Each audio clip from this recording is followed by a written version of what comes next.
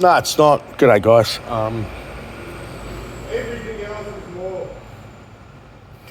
On these E90s, if you're going to get your gasket, the primary leaks on them are here. I do not know why that screw is not closed, but this car had a coolant leak.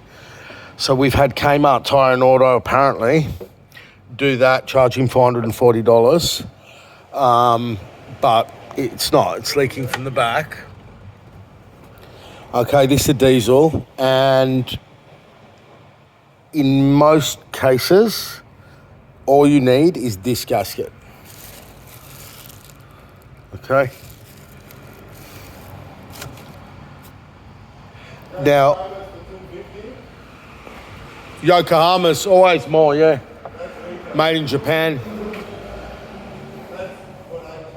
Now, you can get this thermal heat management unit out.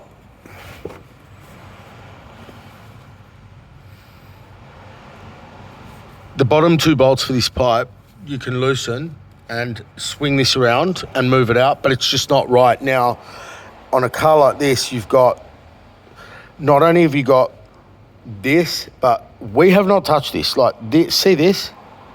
So you can see here what was going to happen, and this is what happens in the German cars.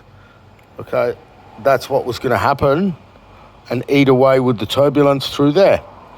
Now, to remove this piece, you need to loosen the intake manifold. You don't have to remove it, okay, but I wanted to because I wanted to see what's going on with this carbon here, and deposits, the deposits in here. So this goes here, the manifold goes over there.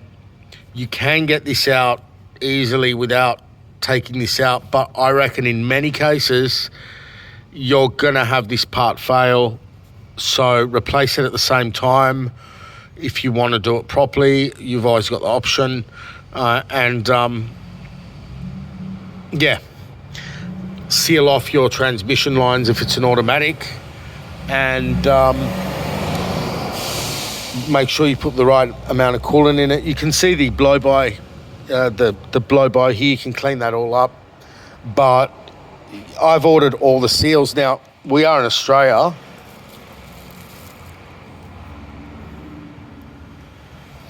A hose, seals. So you've got the trans cooler and the engine oil cooler, right?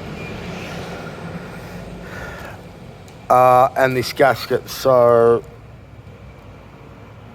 yeah, it's funny because this,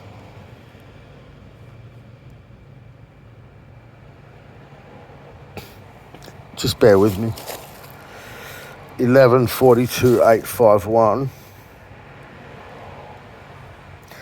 That part is $40, $44. That one. Now, the reason there's coolant coming down here is because the hose wasn't reconnected properly. You can't go putting sealant on German O-rings and hoses. It doesn't work. I've had a lot of customers do it and they always seem to leak. You'd think it would work. I mean, maybe if you put it on exactly evenly, but you can't do that on a German car. Kmart Tyre and Auto. What's Kmart called these days? Their new name, so they can forget who they were?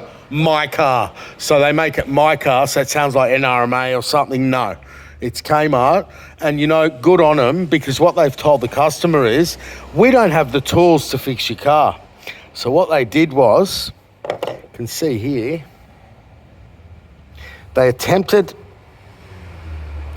So what they did, they went and loosened this. Okay, they went in and they stopped and they tightened it.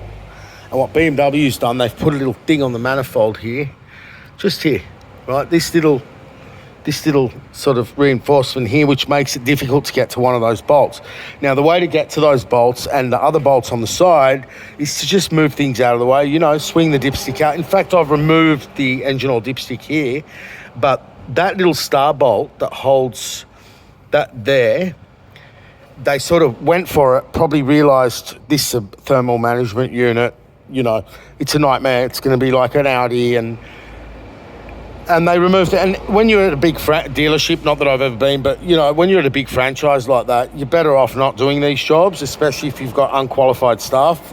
So that's basically what goes on. And there are no special tools. That's why I mentioned it. There are no special tools that you need to do this job, okay? In fact, you don't need that many tools at all. But, you know, you need to know what you're doing. And theoretically, if you're at BMW, they're going to put all these O-rings through because the seals and O-rings, they're all affected by age and time. So get all the seals, do all the seals. If you see it's happened on the Audis, on the Passats and that. When we go and open this is when I'm going to realise if I need this unit or not. Personally, I think to change it, I spoke to BMW because we haven't done that many of these, and they're like, no, we never change this thing. So it's pretty good. It's not like the Audi plastic. It's a bit better. And it would be stupid to not change these seals and these seals. In saying that, once you open this, if there's going to be this effect of this part that I showed you, that's what's going to be the telltale that you're going to need to change it.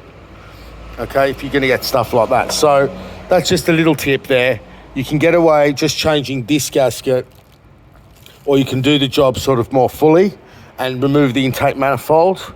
Just move it aside. Then you can go further and take the whole manifold out and clean all the carbon up and stuff like that. What's interesting here is these swell control flaps are an actual separate part that clip on. I don't know if they're available separately, but it's really interesting to me that it's just so simple that they do it that way.